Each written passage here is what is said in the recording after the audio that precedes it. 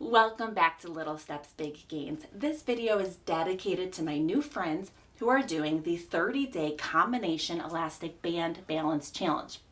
Now, the reason why we're doing this is because usually when I work with an individual one-on-one, I can sit down and I can kind of show them the benefit of each move.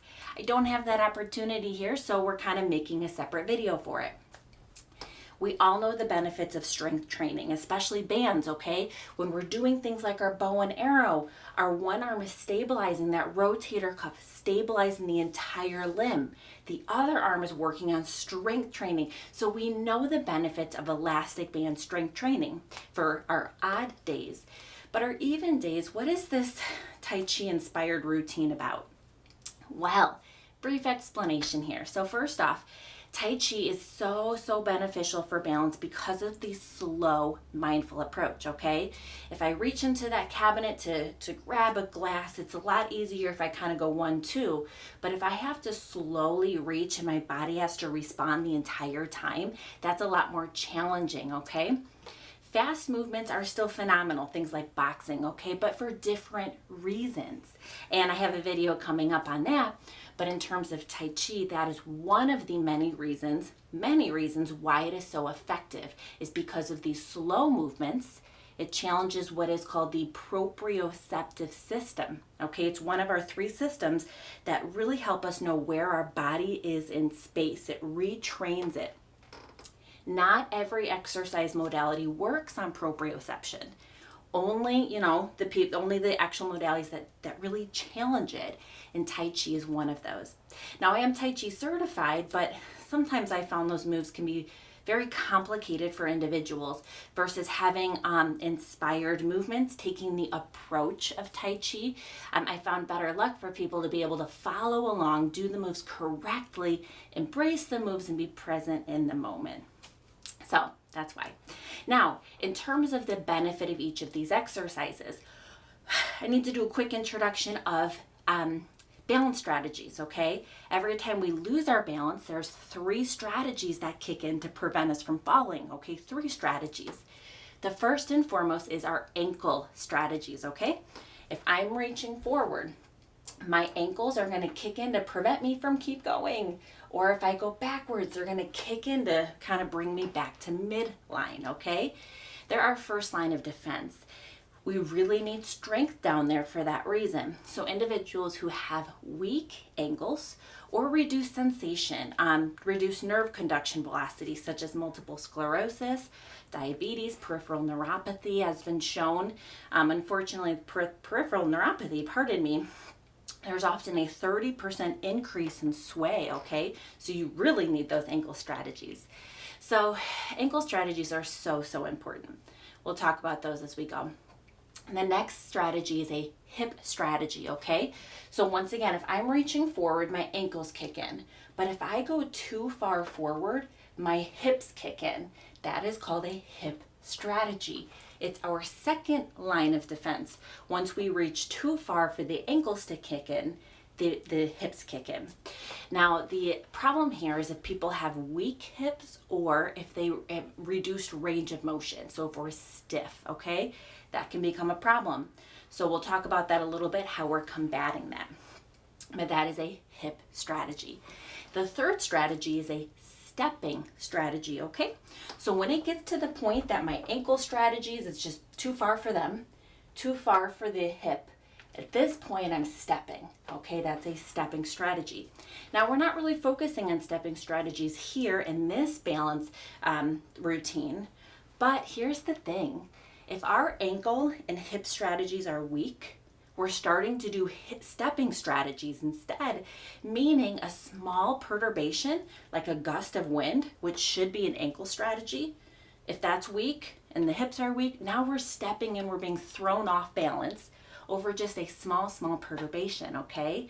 So we really need those other strategies that are supposed to kick in first, our first line of defense. We need to strengthen those. So those are the 3 strategies for our balance. Now we're going to go ahead and progress on to our exercises and how they target each one of these. So let's start with hold the ball. All right, hold the ball. I'm going to do each move very fast just to kind of show you it. But hold the ball is where we are shifted on one side. We rotate our hands, rotate our hands. We're really focusing on lateral weight shifting here. The ability to shift your weight to unload the opposite leg, which is needed for mobility and balance. We have to be able to unload. If you're doing this in sitting, it's so good for the core muscles. Every single time you reach to one direction, you're actually strengthening the opposite side. So your ability to kind of shift your weight in sitting without toppling over, strengthening both sides. So good for us. The next move we jump into, all right, is we jump into our cross-body reach. Cross-body rotation, all right? We finish here, we come back, we go forwards, we weight shift, back, forwards, weight shift. So now we're working on rotation, okay? When it comes time for ankle strategies, we can't just strengthen them in one direction, forwards, back, but we need to really strengthen them in all directions, okay? And that's why rotation is also so good for us, because when we rotate, we're challenging our ankle strategies, each one in different directions. So important for them, okay? Like we talked about with our hip strategies, we need flexibility there. If people are tight in their hips, they don't have rotation, it's going to affect their gait or their balance in the walking, because when we walk, we rotate at the pelvis. We absolutely do. So if people don't have mobility, range of motion in their pelvis, they might shuffle or bounce, bounce when we walk, all right? So we need that flexibility at the hips. Most of the time when I work with people, they have more stiffness in one side when they're rotating than the opposite. So pay attention to what side you seem to be stiffer, okay? You're like, wow, I can really rotate to the left, but I'm kind of stuck to the right. That means to really focus on that rotation. It's great to do cross-body reach. In other words, your one arm is going the opposite direction, because that drives that rotation, okay? So good for our hips, so good for our ankle strategies. The next one we jump into after we do our cross-body reach is our rolling hands, okay? I'm going to combine rolling hands right now with swimming strokes, because these prepare us for our good morning stretch, up and around. When we improve our posture, we get around minimum of usually 20 degrees extra range of motion when we reach. So if I'm like this, I reach up, I can make it to here. Now, if I improve my posture, I can make it to here, okay? That's a lot of range of motion that comes when we improve our posture.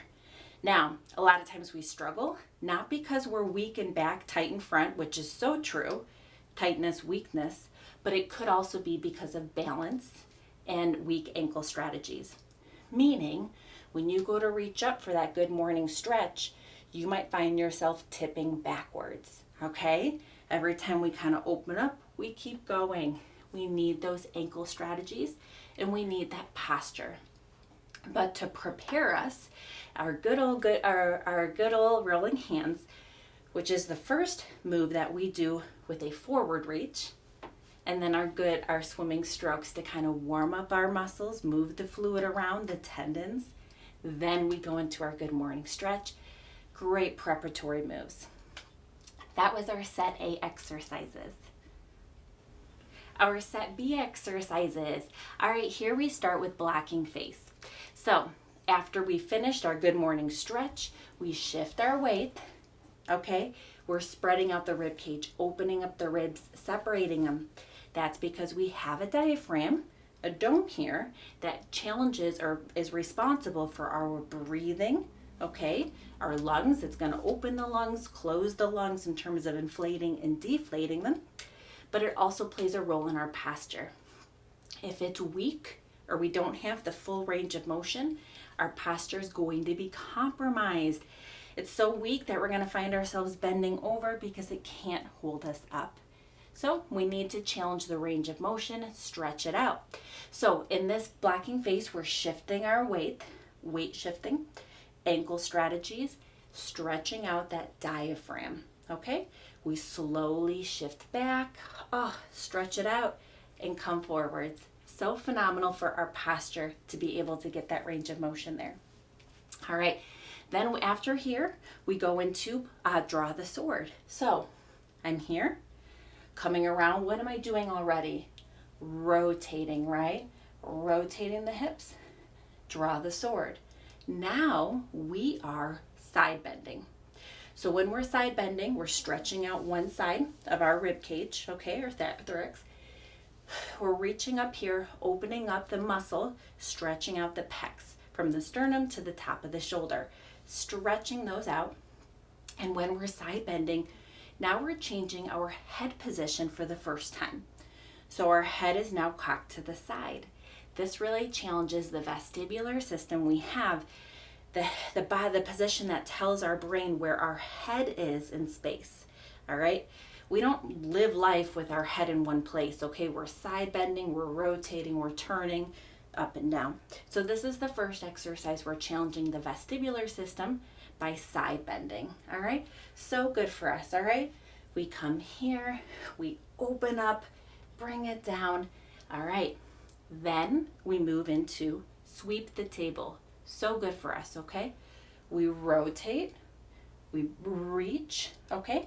Ankle, hip, all right? We're either doing an ankle strategy or you're bending for a hip strategy, practicing your ability to reach outside your base of support without tipping over. You're coming around, we're rotating again, and we're bringing it back in. Then we're shifting our weight back again. That weight shift is so, so important. All right, we are rotating, really stretching out the flexibility of those hips and bringing it back. From here, our next move is our Jack in the Box, which is so good for us, okay? So we're here, we're bending down, okay? We're closing everything up for the first time. We've been opening, now we're closing because we are doing a positional change. This is the first one where we're changing our, really changing our position. So we're down, our head is down, we're hip hinging, okay, without tipping forward, okay? We need this to be able to do things in life like pull up our pants, all right? You need to be able to reach down to pull up those pants without tipping forwards and practicing positional changes where the head is now facing downwards.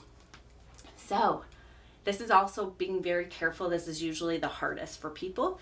So keep something behind you, but we go down, we open up, and we prevent ourselves from tipping back, from going backwards.